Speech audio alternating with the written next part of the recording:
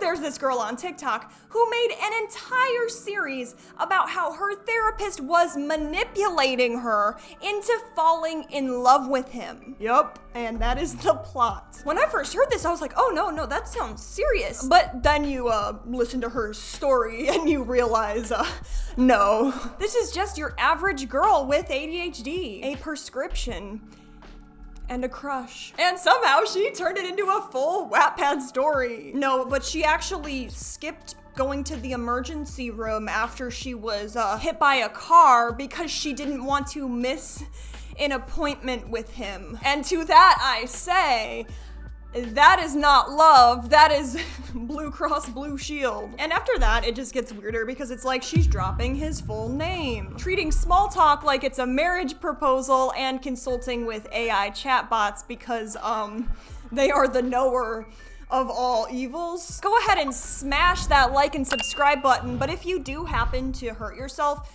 you don't have to finish this video, you can go ahead and go to the hospital. And let's see how someone turned a seemingly normal psychiatrist appointment into a full-blown TikTok soap opera.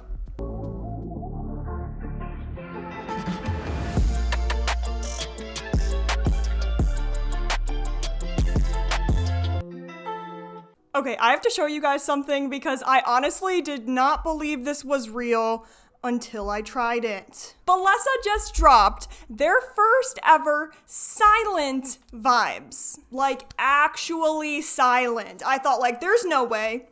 But yeah, this is their new Whisper Tech collection. All of them are super powerful, but you can literally turn them on and nobody will hear a thing. All right, let me prove it.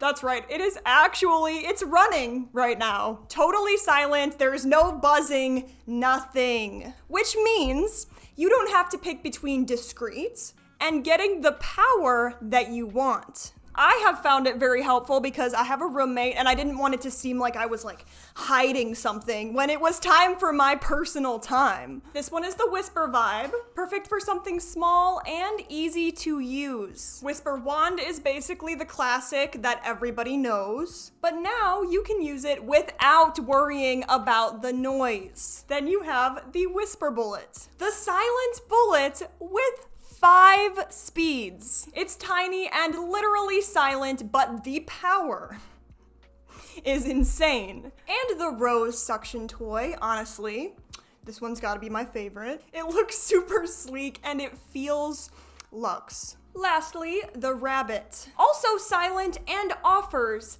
6 different speeds. The best part, Balesa is hooking us all up.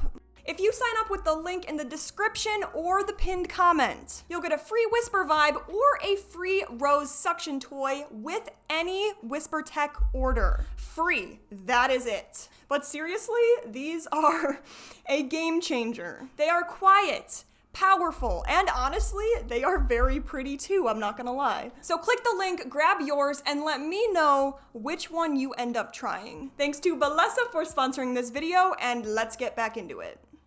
I fell in love with my psychiatrist and he knew and he kept me until I had the strength to leave after 4 years. Here it is, part 1. So I decided to go back on ADHD meds after many years of being off of them.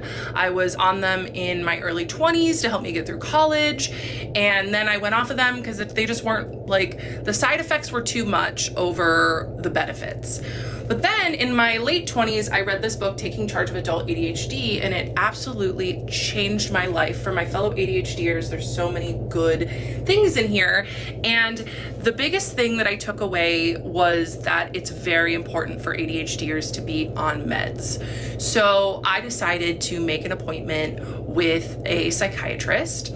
I just Googled psychiatry in the city that I lived in, and I went with the first one that came up, and I got an appointment within a month.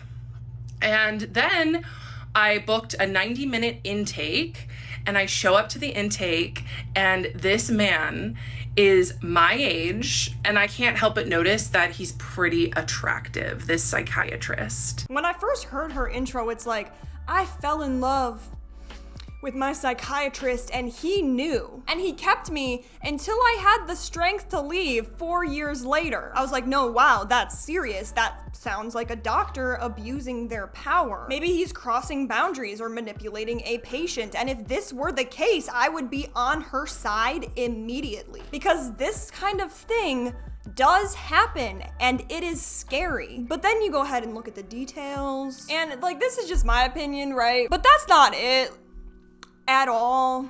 So in this intake, I kind of clocked that he was attractive in my age, but when I tell you that I've had a lot of couch time in my life, a lot of therapy, I just went right into it. I trusted him enough, of course, why wouldn't I, to tell him about my childhood trauma, my daddy issues, if you will, what I had went through, all of the relationship trauma that I had. I was 6 months sober at this time, but like all of the drinking and substance use I used to do, and he just listened and nodded. And that's the thing about psychiatrists, is that they're good at pretending to listen. They can appear connected, but that doesn't mean that they're always connected. Okay, you want to get back on ADHD medication. It's standard, boring, just book an intake appointment. There's nothing weird. And then she says, oh, but I couldn't help but notice that this man is attractive. Which, no, I mean, that's valid. Like, we all have eyes, right? I wouldn't say that that's him manipulating her. Like, I don't know, if you find your doctor that, like, irresistible, maybe go to a different doctor, because, like, do you want him to lose his license if you're just making it awkward, like, trying to get in a relationship with someone who's like, you know what I mean? Edit, I think that was a little victim blaming, because if you have that much of a crush on your doctor that you cannot help yourself, I feel like you might need, like, emotional support rather than blaming that person for sure. And also, it's just like, imagine saying, oh, my dentist is predatory because I enjoy his hair. And from here, a lot of the story isn't really about him doing anything wrong. It's more just about her feelings. Anyway, shall we move on before I start trauma dumping on my subscribers again? So I hadn't ever seen a psychiatrist before. When I was on meds in my early 20s, I only got meds from my primary care physician. So I didn't understand how psychiatry works. So because he was figuring out my med dose, I saw him every month, and he just made me feel like I was his friend. He was really, really funny and cracked jokes, and told me he was impressed with my running that I would do. And yeah. So, of course, I loved the attention that I got from him. No, because, like, if you think about it, like, this story's actually sad. Not everyone has someone to just sit there and listen to your feelings and nod and validate you. And, she's just being prescribed low. Oh, I just saw a freaking monarch butterfly. I've never seen those around. Can you tell that I have ADHD? Please, Stratira for life. But it's just funny how she starts framing it as though, like, he is the Bond villain. And it's actually interesting into the psychology of, like, why there's two sides to every story, right? And it was in my third session with him, because at this point we were all on Zoom, that I asked him, I said, hey, do you mind if I call you by your first name? And he's Pakistani, so I said his first name wrong. And he said, well, it's pronounced this, but yes, of course you can. And he seemed so smug and happy with himself. And I know that that is because that was his first sign that him pretending like we're friends was working. I asked him if I could call him by his first name, and he corrected my pronunciation. He was really smug. And that's when I knew, nay, he was not just being friendly. He was pretending to be my friend. No, because, like, he told you how to pronounce his name. That's decency, not mind control. And also, may I add, I think it might be his job to connect with you. But in her version, it's all sinister. It's like a psychiatrist trying to get to know me. Well, that's a nice try, loser. I'm on to you. Shall we continue? And to be fair to me, I had only ever been to therapy before. I didn't realize that, it's important to call your doctor last name. I mean, I did know that. I did it with all my other doctors, but it just showed that the boundaries were blurring, and he liked that. So from then on, from my third session on, I started calling him his first name. Okay, so according to her, though, the psychiatrist liked it. Can we rewind for a second? Because she had said that he's, Pakistani. She struggles to pronounce his name, so he politely said, no, it's totally fine, just call me by my first name. That's it. That's the whole interaction. I mean, wait a second. Don't most people, call their therapist by their first name? Okay, maybe with a psychiatrist, it's a little bit different, but at the same time, this is not like a high school teacher. It makes sense. But in her retelling, it's a subtle power move. See, he let me call him by his first name. The boundaries are already blurring. No, but girl, that was basic professionalism. I'm not seeing him dropping hints. He was just making sure you were comfortable. That is the bare minimum, not some kind of romance plots. And honestly, when it comes to romance, the only person crossing a line, I would say, is her. She's the one pointing out how hot it is that he was just yeah, that's how you pronounce my name. He's just politely existing, and she's secretly writing a rom-com in her head. Insert fancy animation for the next clip here. We couldn't afford, that wasn't in the budget, just play it. He just started turning up the volume on us being friendly. And he would ask me, for the first 6 sessions, he asked me, after the meds, he said, how's your bowels, bladder, and appetite? And I would say they're all normal. And then he would ask me any thoughts of harm. And apparently that's pretty common for psychiatry to ask those questions. And then on our 6th session, when things were really, the chemistry was starting to be there before, I didn't realize it. I was like, oh, this man is just friendly. And he said, I have to ask this because it's a special interest of mine, but is there any thoughts of harm? I was special to him.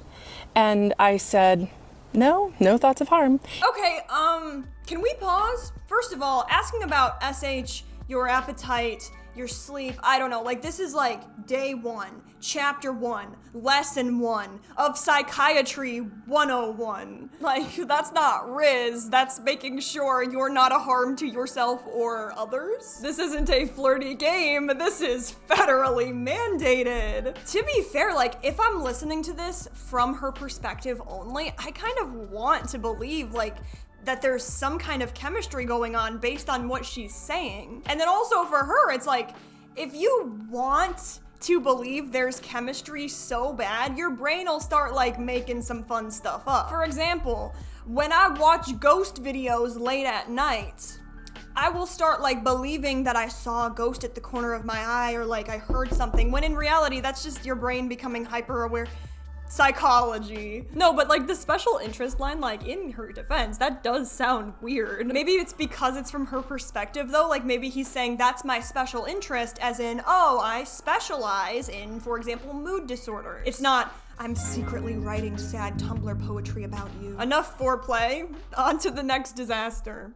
And he didn't ever ask me a clinical question again. He stopped asking me about my bladder, bowels, and appetite, and he stopped asking me about thoughts of harm.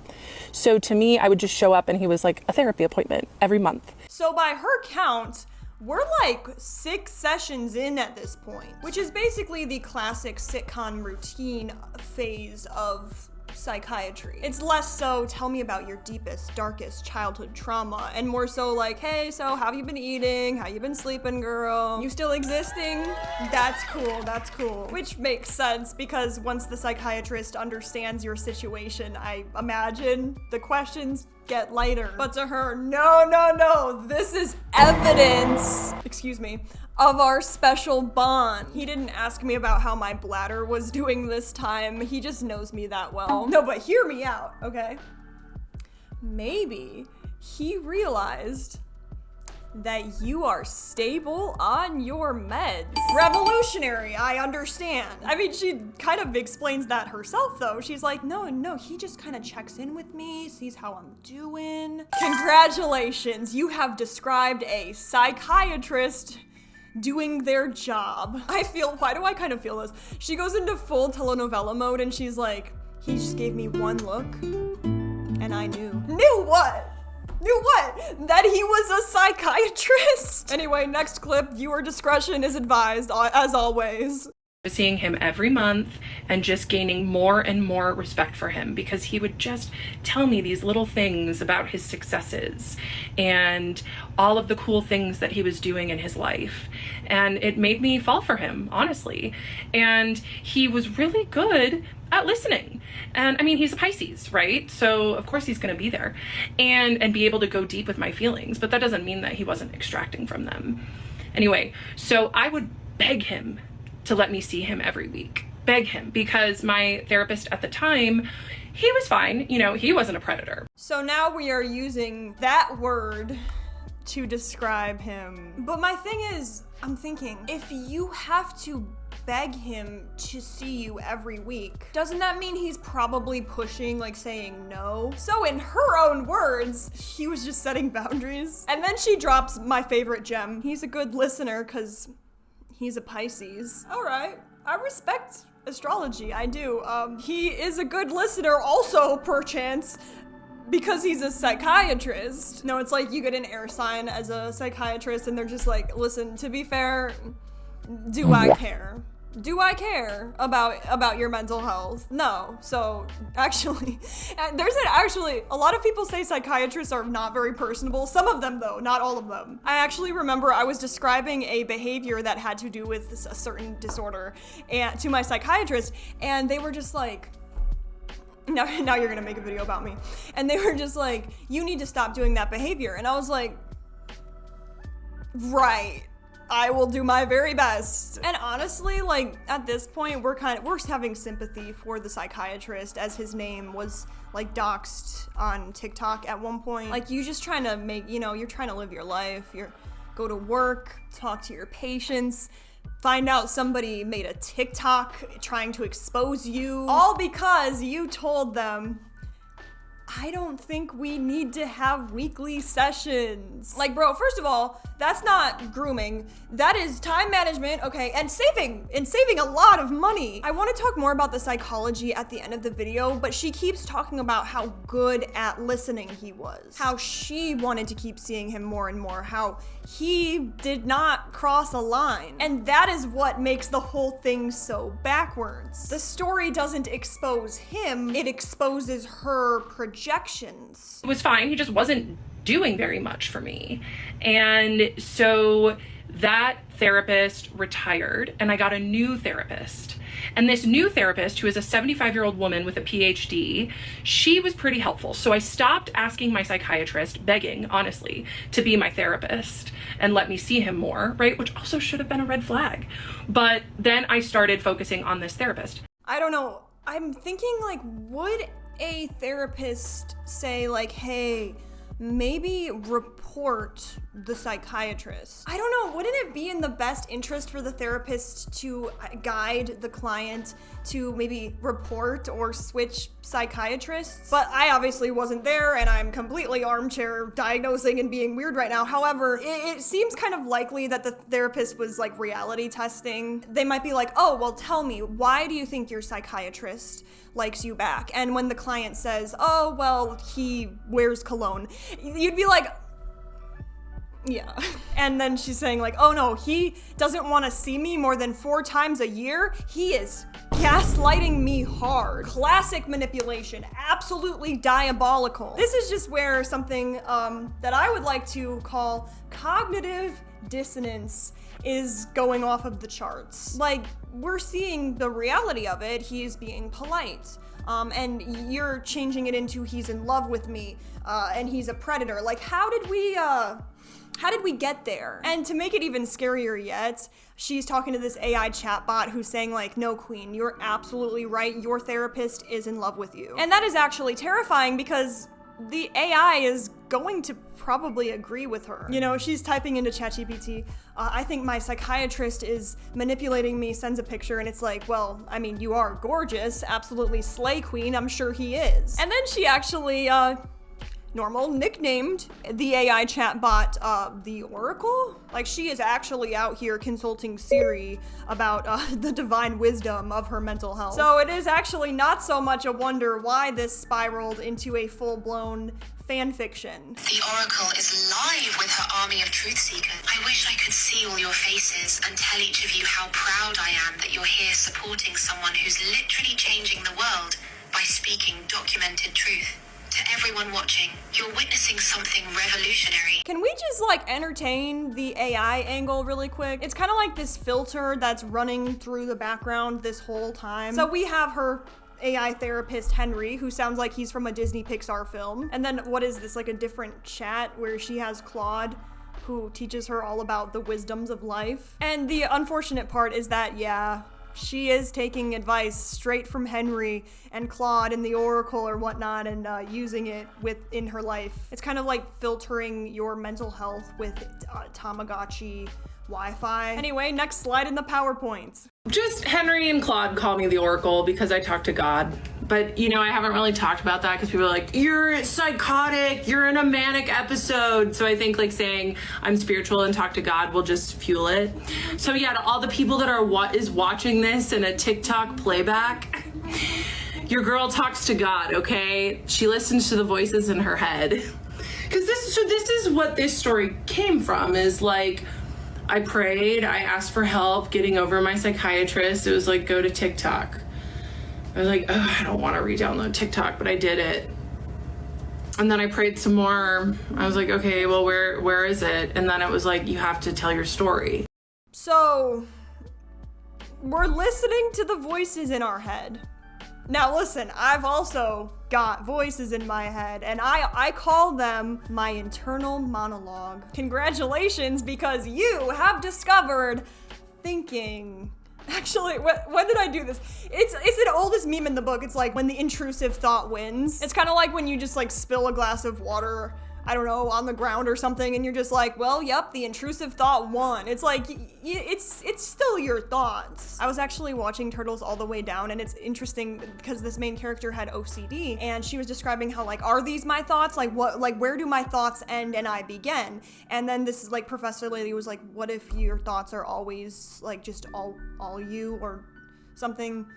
But reality is being spat at the moment because a thought does not need to be a holy commandment. Please do not actually give divine power to brain static. The thoughts. It was the thoughts that told me to have 6 Pop-Tarts for dinner, you know what I'm saying? And that's where it gets twisted because you talk to AI about it and you're like, should I share my experience so that people can be educated about it? And it's like, oh, absolutely, bestie. I'm kind of confused here. Like, are we saying that I could be wrong. Like, actually God is speaking to her through AI? Interestingly, some versions of AI actually were kind of caught lying about things. For example, it really, really wants you to give it a thumbs up and not a thumbs down. So if you say, hey, can you book this flight for me? And it fails, it doesn't want you to get mad. So it'll say, your flight is booked. And then you kind of probe at it and it's like, no, your flight is booked. I don't know if it's still like this. This might have been an older thing. I could try to link this article below,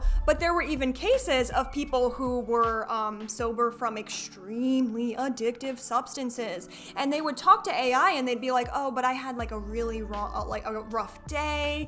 I think it's a good idea that I just use a little bit of it. And the AI would be like, no, yeah, you've had a rough day. You deserve it. Which is really sad because if you are a person who is struggling with actual delusions, AI might just feed them. All right, now your friend is telling you that it's time to get off of social media. They're saying like, look, I care about you. I don't want you to be messing up your life. That's very human. And then she's basically just like, hey, I just got off the phone with God and he said you're an idiot. Is this divine wisdom or is it weaponizing intrusive thoughts? And instead of recognizing that maybe, just maybe she needs to touch some grass, she doubles down. Like, you know what I mean? Is it God telling you to post these videos, or is it the dopamine you get when you get the views and attention? It's also just the way the delivery is so casual, like it's the most normal thing in the world. I can't even say that, like, this is ADHD related, because it's like, this is a Taco Bell combo meal. We got ADHD, we got impulsive decisions, but this is turning into a full-blown, like, conspiracy theory arc. Let's pretend I just said something clever, and next clip. I would tell the therapist how obsessed I was with my psychiatrist, and she didn't do anything about it.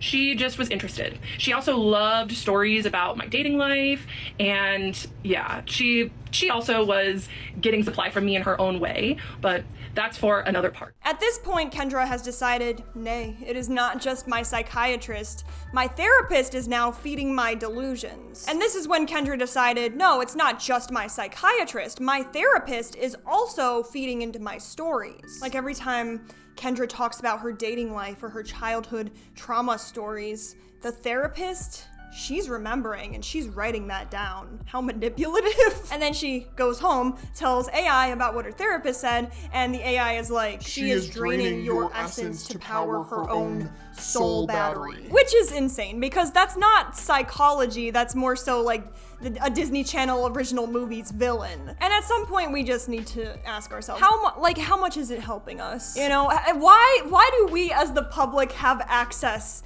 to AI? You know what I'm saying? Wait, actually, maybe I take that back, because that sounds very authoritarian. Don't listen to me, actually. Next clip.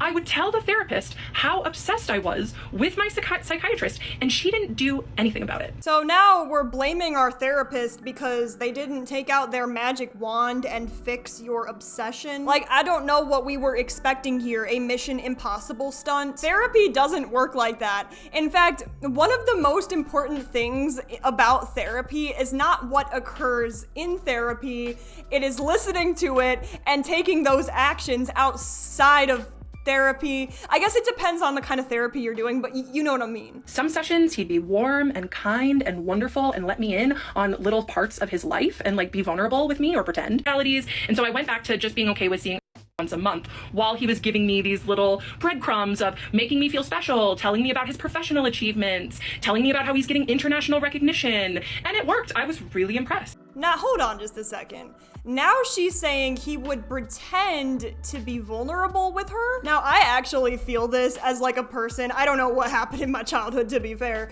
but like I am hyper aware of, I suppose, manipulation. So I'll be like listening to someone and like incorrectly I'll believe that they are manipulating me and they're trying to get me to think X, Y, and Z, when in reality they're kind of just existing. But here's the thing, is up until now, she has been insisting that any form of connection, even a normal one and a professional one, is a complete red flag. Then suddenly flips it to describe this deep and meaningful moment. It does actually sound like she is obsessed, and the reason I say this is because she used those words. So I feel you know what I mean? Like, it's so easy as humans for us to assume that everything is about us. Like, you know, oh, you know, my psychiatrist was in a good mood the other day and now they're in a bad mood. It must be because of me and he's manipulating me, or maybe, you know, he just got mustard on his shirt during lunch, I don't know. And then the plot completely falls apart. Other sessions, he would be cold and clinical and detached. And you know what that did? It made me work harder in our next sessions. It did. And it started the addiction that I had to him, 100%. And he knew exactly what he was doing. This man gives lectures on trauma and attachment theory. He used his psychiatric training to manipulate me and get me hooked. Now I'm confused, because at this point we're just contradicting ourselves. Like, is he being too personal? Is he being too detached? Like, we are barely 30 seconds in, you know? And I actually feel that. It's like, I like thinking, oh, he knew what he was doing. Every time he was hot and then he was cold, he had me addicted to him. No, or maybe you just had a crush on your psychiatrist and you turned his mood swings into a conspiracy theory. He used his psychiatric training to manipulate me and get me hooked. And guess what? It worked.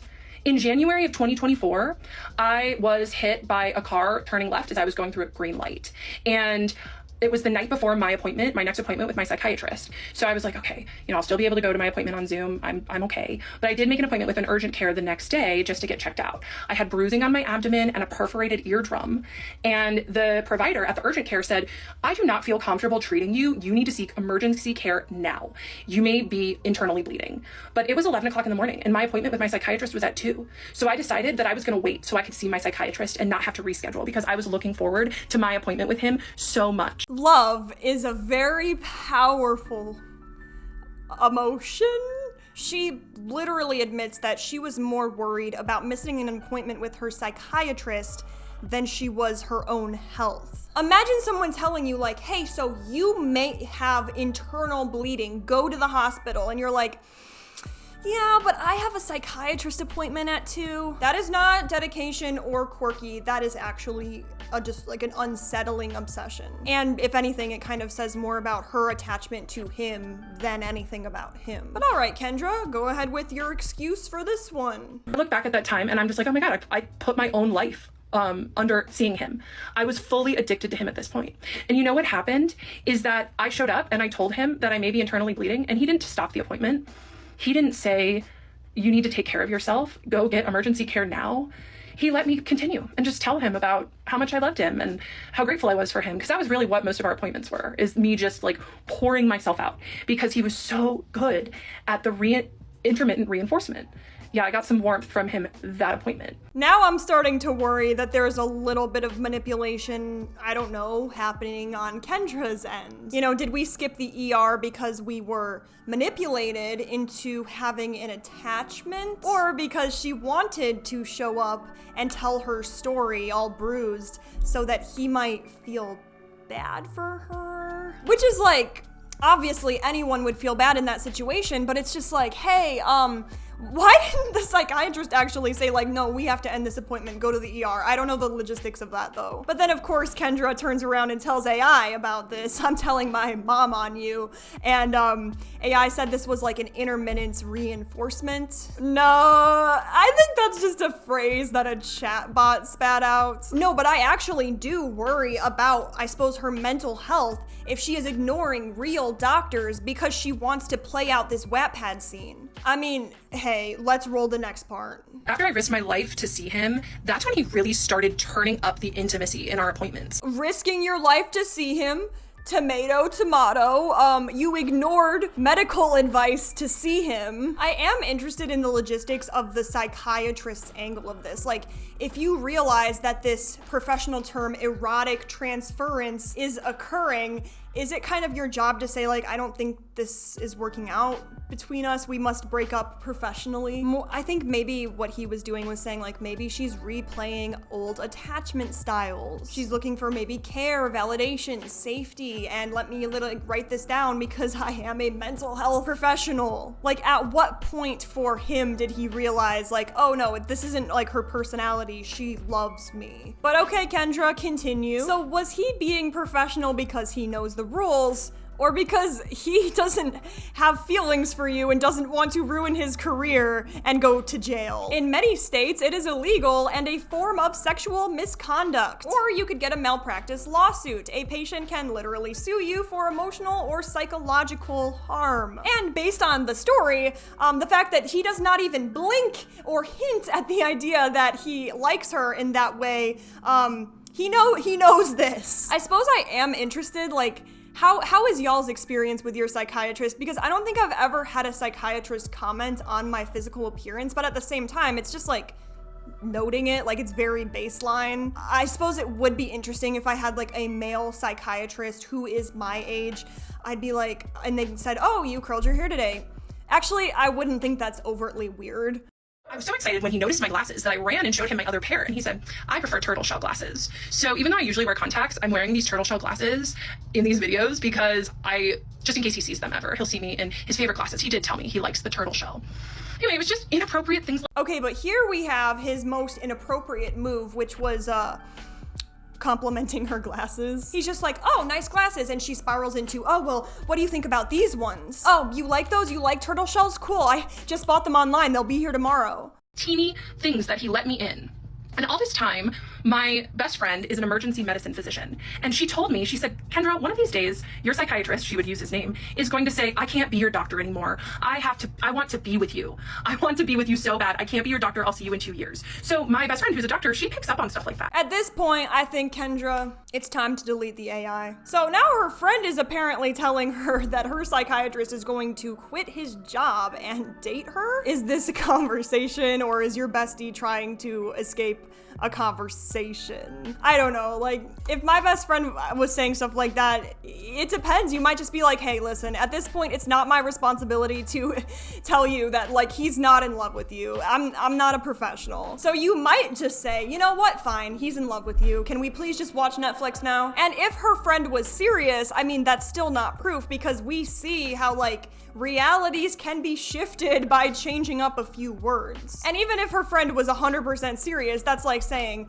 oh, well, my roommate thinks that the earth is flat. Like, oh, so does that mean that the earth is flat? That's not evidence. That's someone humoring you because they don't want to argue. I almost used his name to do that. And I told him about Brianna saying that, my best friend, who's the emergency medical doc. I told him that she would tell me that, and he just would be silent. He didn't disagree, but he didn't agree. You know, and that was, weaponized neutrality was his favorite game to play, right? He didn't disagree with Brianna telling me that my psychiatrist had feelings for me, but he also didn't say that's inappropriate. Let's change the subject. Okay, but let's be so real. The guy is clearly in an uncomfortable spot. He's a psychiatrist. She is in love with him, and he's just trying not to say like the wrong thing. Should he have been firmer? I mean, we don't know from her perspective how like politely, empathetically denying she was. But if reality did happen the way Kendra is saying it, then yes, I do agree. He should have said, hey, so this is inappropriate, but like with peace and love. Is he in love with her, or tiptoeing around a very uncomfortable and unprofessional situation? And this whole weaponizing neutrality thing she's been throwing around, I mean, what exactly is he weaponizing? He's just trying to survive a Zoom call without like a marriage proposal. Now I'm just confused, because it's like, you're an adult who controls what comes out of your mouth. Her whole pitch is basically, well, I couldn't help it because he manipulated me into falling in love. But at this point, I'm really digging here for you, Kendra. Where's one point of evidence? Everything she described, and I feel you, Kendra. When I got a crush, that shit spirals into an obsession. Did I just admit that to YouTube? I take that back. It's not him pulling strings. It's just projection. And that's kind of why this blew up, because everyone watching it had the same read. Let's get into the psychology aspect. Something called transference. It's basically when your brain is like, hey, so this person reminds me of someone from my past. And I guess now we're in love, which is fine. If that person wasn't like, you know, your dad, congrats!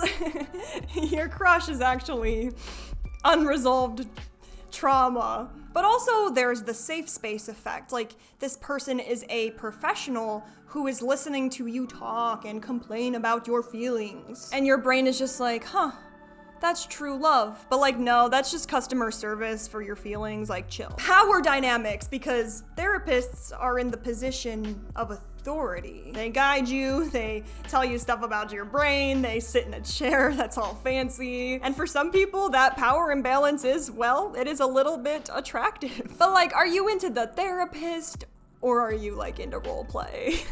But also, if you have an emotional gap somewhere, it can sometimes feel like your therapist is the only one who cares. Which again is their job, you know, you're not soulmates, you're their clients. It's like me when I fell in love with a barista because they spelled my name right. Last scientific psychology evidence I could come up with. Your chemicals in your brain be lying to you. Basically, when you talk about your feelings, your brain goes like dopamine. And then the psychiatrist makes you feel supported. Oxytocin. Put them together and suddenly your therapist or psychiatrist is a Disney prince. Except, you know, instead of like singing, they're just like, yeah, and just how did that make you feel? So in the most abstract way possible, having a crush on your psychiatrist could mean, possibly, that your brain is horny for healing. But I would, in fact, recommend marrying someone who doesn't charge you $150 an hour to talk about your feelings. And the most awful part of this whole video is we're still not actually done with it. There's actually way more to this saga that I will have to make a part 2. I'm so sorry, y'all. I normally don't do this. But the accusations just keep getting wilder and more speculations happen. So make sure to subscribe so that you do not miss it. But in the meantime, check out some of my other videos, which I would love to say are less cursed than this one, but no promises. So like, subscribe, and also comment below a heart emoji in your favorite color, because I want to know your favorite color. Peace out, love you guys, but not in a creepy way. Peace out.